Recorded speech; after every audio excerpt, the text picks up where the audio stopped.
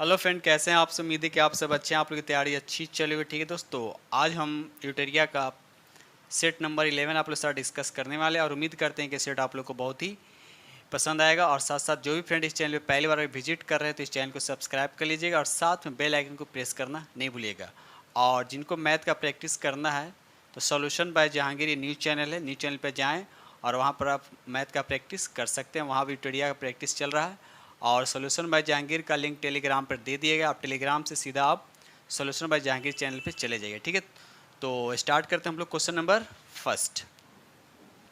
चलिए रहा question number आपका फर्स्ट कहता है करनाल का युद्ध किसके बीच लड़ा गया था। तो याद है इसका राइट आंसर आपका बी हो जाएगा, नादिर शाह और मोहम्मद शाह के बीच लड़ा गया था। कब लड़ा गया था तो याद रखिएगा 24 फरवरी 1739 को लड़ा गया था। ठीक है, चलिए क्वेश्चन नंबर 2 कहता है दिल्ली सल्तनत किस शासक द्वारा दुधारू पशुओं पर चढ़ाई कर लगाया गया था। तो याद है इसका राइट आंसर आपका डी हो जाएगा, अलाउद्दीन खिलजी के द्वारा लगाया था। याद रखिए अलाउद्दीन खिलजी के द्वारा लगाया गया था।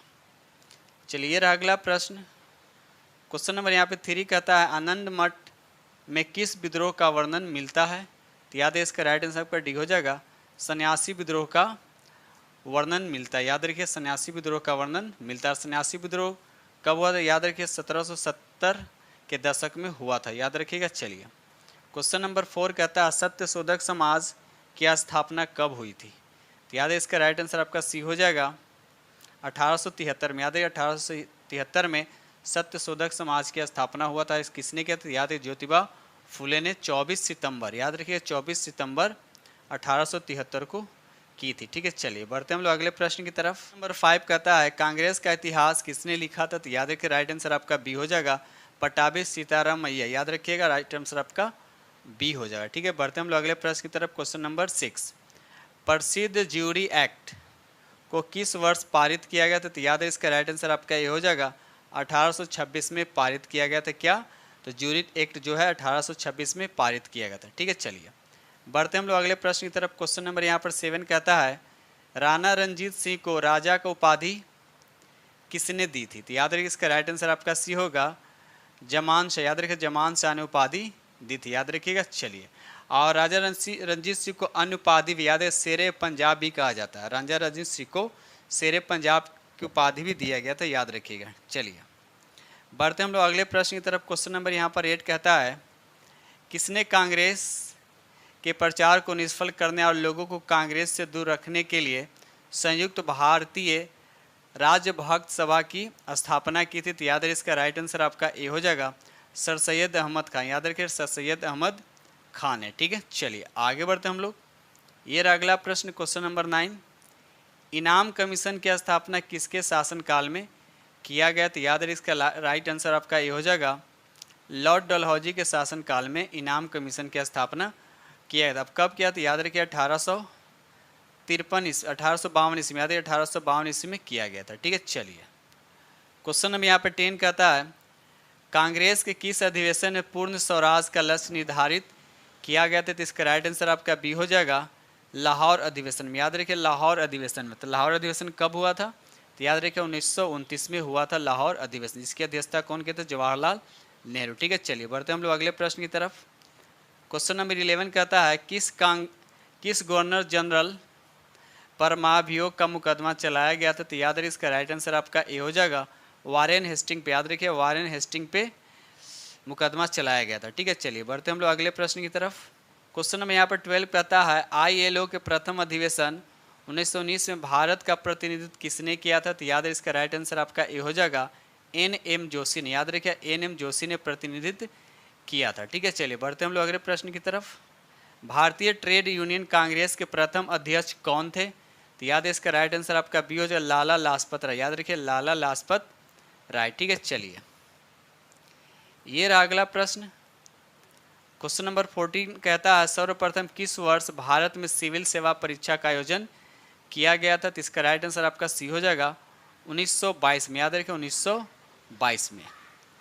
ठीक है, यह रहा अगला प्रश्न। क्वेश्चन नंबर 15 कहता है ब्रिटिश संसद में भारतीय स्वतंत्र विधेयक को कब प्रस्तुत किया गया। तो इसका याद रखिए इसका राइट आंसर आपका ये हो जाएगा 4 जुलाई 1947 को प्रस्तुत किया गया था। याद रखिए 4 जुलाई 1947 को प्रस्तुत किया गया था।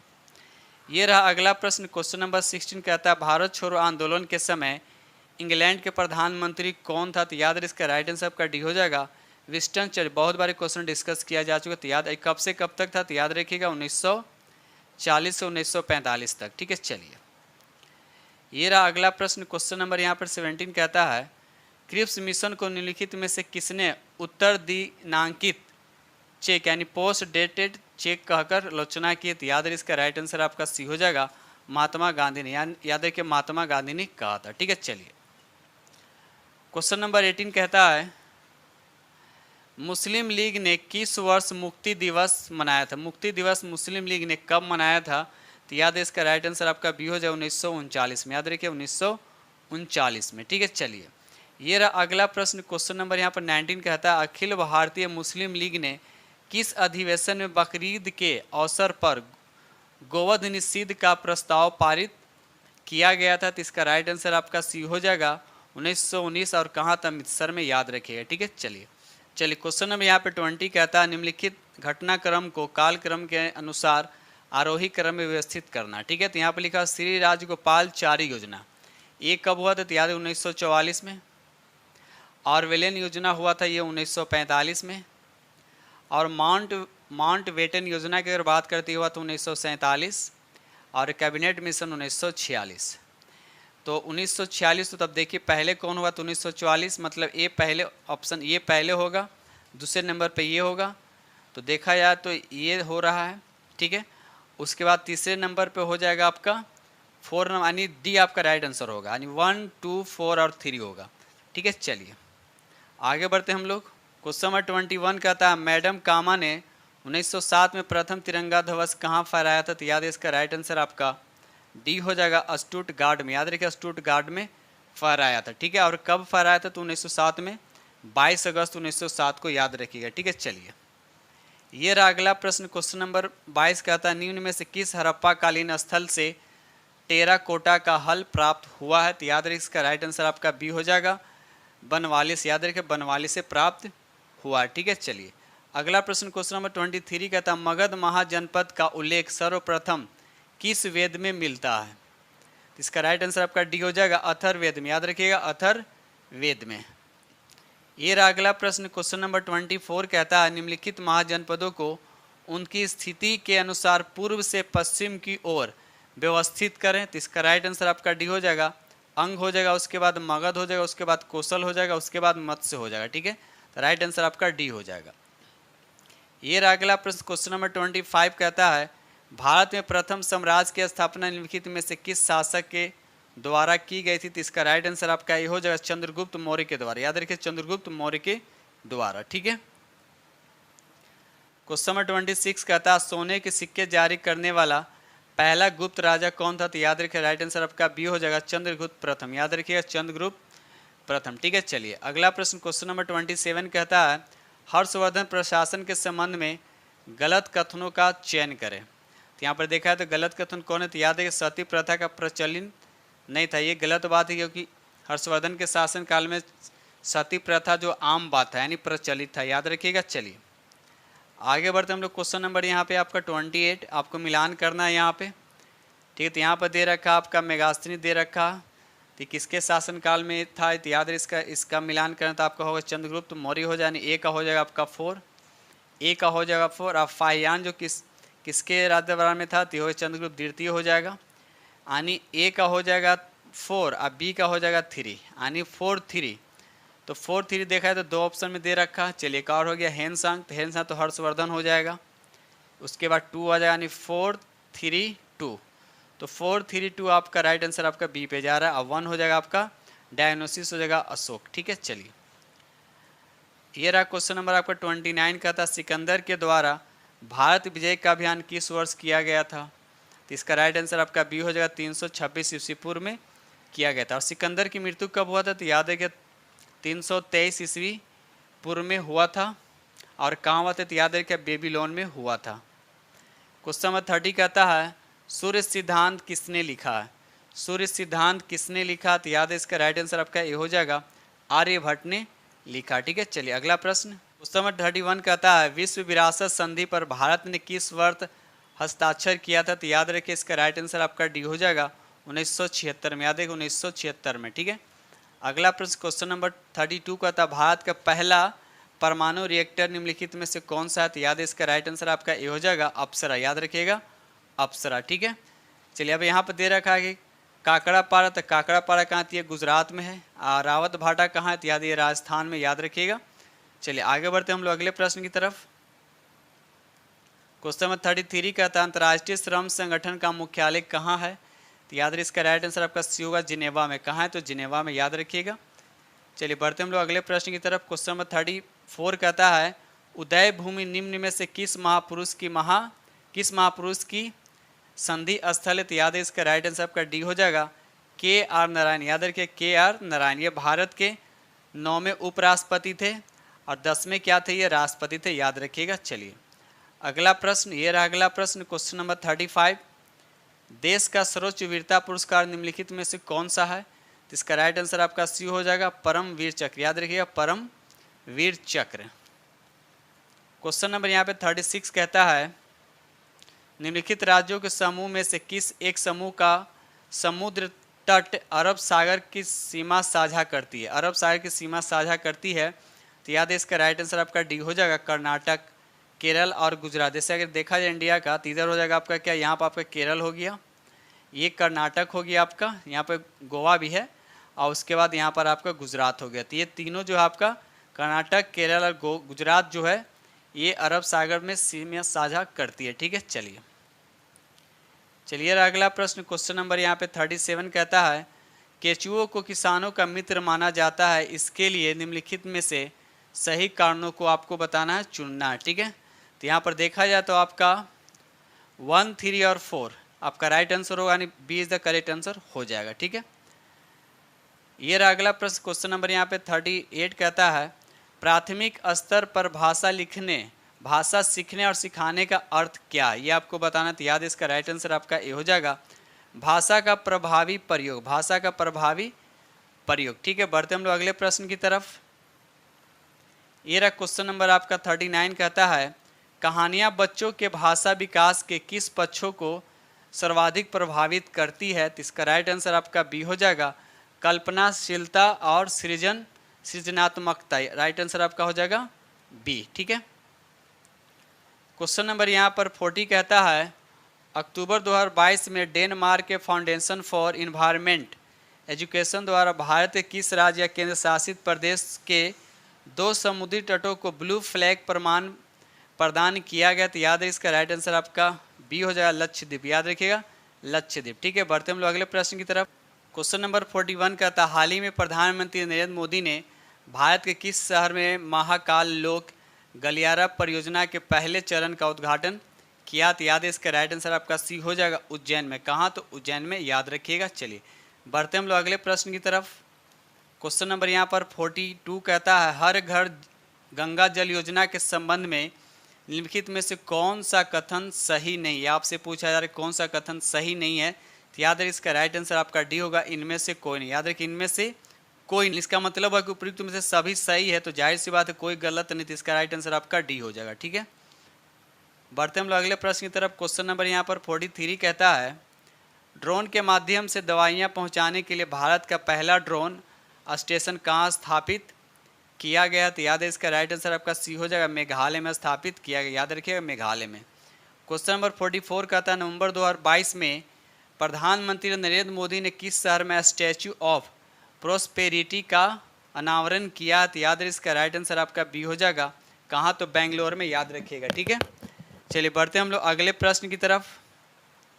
क्वेश्चन यहाँ 45 कहता है टाइम्स मैगजीन द्वारा पर्सन ऑफ द ईयर 2022 से किसे चुना गया? तो याद है इसका राइट आंसर आपका ए हो जाएगा व्लादिमीर जेलेंस्की को। याद रखिए व्लादिमीर जेलेंस्की को। याद रखिएगा और साथ साथ कमेंट में बताइएगा कि किस देश के राष्ट्रपति हैं, लेकिन किस देश के राष्ट्रपति कमेंट में जरूर बताइएगा। चलिए क्वेश्चन नंबर 46 की तरफ।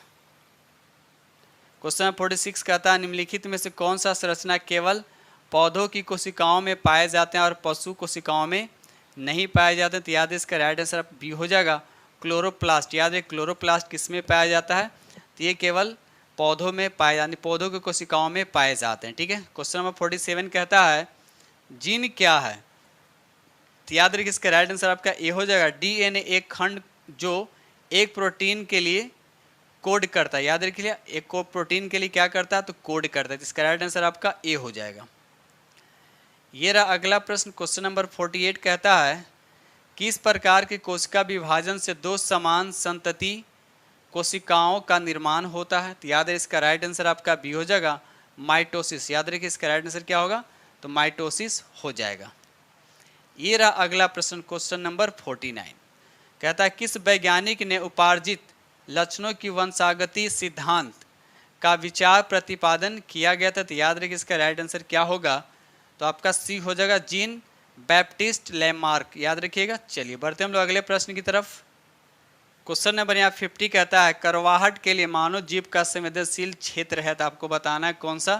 तो याद इसका राइट आंसर आपका सी यानी पीछे का भाग। याद रखिएगा पीछे का भाग। क्वेश्चन नंबर 51 कहता है एक स्वस्थ वयस्क मनुष्य में रक्त का कुल मात्रा होता है कितना होता है? तो याद है इसका राइट आंसर आपका ए हो जाएगा, 5 से 6 लीटर। याद रखिए 5 से 6 लीटर।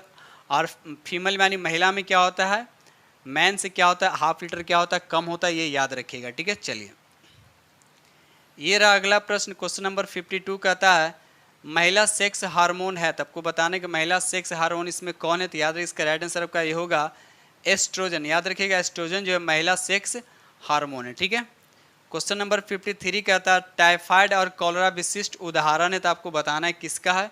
तो याद है इसका राइट आंसर आपका सी होगा, जल जन्य रोग, मतलब ये जल से होने वाला ही रोग। याद है टाइफाइड और कॉलरा। ठीक है। चलिए बढ़ते हम लोग अगले प्रश्न की तरफ। क्वेश्चन नंबर 54 कहता है प्रोकैरियोटिक कोशिकाओं की साइटोप्लाज्मिक झिल्ली किससे बनी होती है? तो याद है इसका राइट आंसर आपका ये हो जाएगा, फास्फोलिपिड से बनी होती है। याद रखिए फास्फोलिपिड से बनी होती है। ये रहा अगला प्रश्न, क्वेश्चन नंबर 55।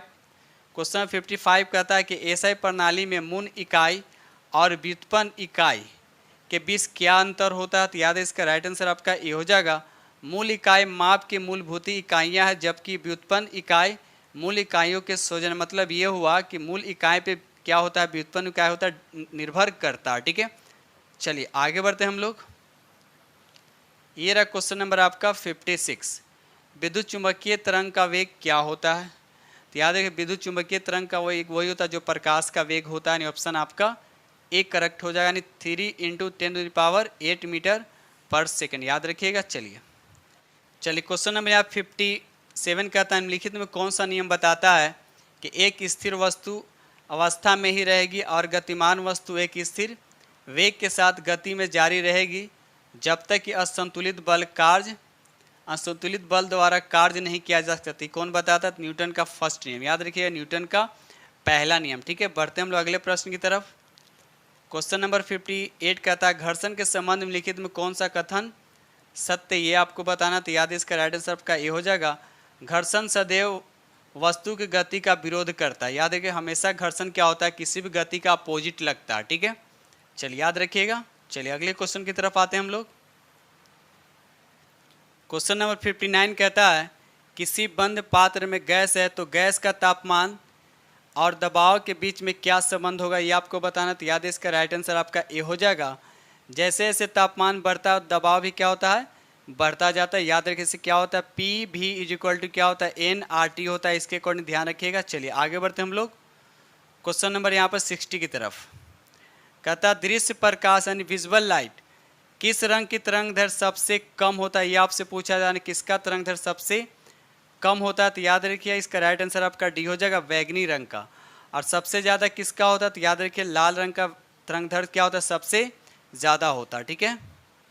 चलिए क्वेश्चन नंबर यहाँ पे 61 कहता है किसी वस्तु का आकार उसके द्वारा उत्पन्न ध्वनि को कैसे प्रभावित करता है? तो याद है इसका राइट आंसर आपका बी हो जाएगा, किसी वस्तु का आकार उसके द्वारा उत्पन्न ध्वनि की आवृत्ति और आयाम को प्रभावित कर सकता है। राइट आंसर आपका क्या हो जाएगा? बी हो जाएगा। ठीक है। चलिए बढ़ते हैं हम लोग अगले प्रश्न की तरफ। क्वेश्चन नंबर यहाँ पर 62 कहता है जब विद्युत ऊर्जा को ऊष्मा ऊर्जा में परिवर्तित किया जाता है तो ऊष्मा गति का कौन सा नियम लागू होता है? तो याद रखिए इसका राइट आंसर आपका ए हो जाएगा, ऊष्मा गतिकी का प्रथम। याद रखिएगा ऊष्मा गतिकी का प्रथम नियम लागू होता है। ठीक है। बढ़ते हम लोग अगले प्रश्न की तरफ। क्वेश्चन नंबर यहाँ पर 63 कहता है आयोडीन कृत लवण में रहता है तो क्या रहता है, तो याद है इसका राइट आंसर आपका डी हो जाएगा, पोटासियम आयोडाइड रहता है। याद रखिए पोटासियम आयोडाइड इसका फार्मूला होता है Ki होता है, ठीक है।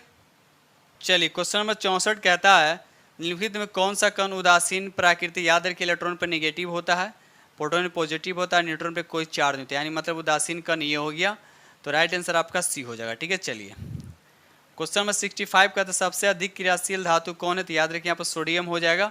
सोडियम सबसे क्रियाशील धातु है, इसको कहाँ रखा जाता है, केरोसिन में इसको रखा जाता है, याद रखिएगा। क्वेश्चन नंबर 66 कहता है इलेक्ट्रॉन का निर्माण, इलेक्ट्रॉन का निम्नलिखित में से कौन रूप एंटी पार्टिकल होता है, तो याद है इसका राइट आंसर आपको बताना है कि इसका राइट आंसर कौन होगा, तो याद है इसका राइट आंसर आपका ये हो जाएगा पॉजिट्रॉन, याद रखिएगा। चलिए ये रहा क्वेश्चन नंबर आपका 67 कहता है रेडियो एक्टिव तत्व से बाहर निकलने वाला बीटा किरण की प्रकृति होता है तो क्या होता है, याद रखिए इसका राइट आंसर आपका सी होगा केंद्रक द्वारा उत्सर्जित आवेशित कण, याद रखिए केंद्रक द्वारा उत्सर्जित आवेशित कण, ठीक है। बीटा पे नेगेटिव होता है चार्ज, याद रखिएगा। चलिए ये रहा क्वेश्चन नंबर आपका 68 कहता है निम्नलिखित में कौन सा कैल्शियम का अयस्क, यानी कैल्शियम एक धातु है, अब इसका अयस्क बताना है कौन है, तो याद इसका राइट आंसर आपका बी हो जाएगा फ्लोरास्पर, याद है फ्लोरास्पर जो है कैल्शियम धातु का अयस्क है, याद रखिएगा। क्वेश्चन नंबर 69 कहता है सिरके में कौन सा अम्ल मौजूद होता है, तो याद है सिरके में क्या होता है, एसिटिक एसिड होता है, याद रखिएगा एसिटिक एसिड यानी CH3COOH ये होता है एसिटिक अम्ल का फार्मूला होता है। साथ साथ ये भी याद इसको क्या बोलते हैं, एथनोइक एसिड भी बोला, क्या बोला था इसे, एथनोइक एसिड भी बोला जाता है, ठीक है। चलिए बढ़ते हम लोग अगले प्रश्न की तरफ। क्वेश्चन नंबर 70 कहता है वायु में किस गैस की मात्रा सबसे अधिक होता है, वायु की बात बिल्कुल इजी क्वेश्चन है, तो याद है इसका राइट आंसर आपका सी हो जाएगा नाइट्रोजन हो जाएगा। कितने परसेंट है, तो 78%, ये सब तो पता ही होगा आप लोग का। चलिए बढ़ते हम लोग अगले प्रश्न की तरफ। क्वेश्चन नंबर 71 कहता है निम्नलिखित में किस अनुच्छेद के अंतर्गत वित्त आयोग के गठन का प्रावधान है, तो याद है राइट आंसर आपका सी हो जाएगा 280 अनुच्छेद के तहत, ठीक है। चलिए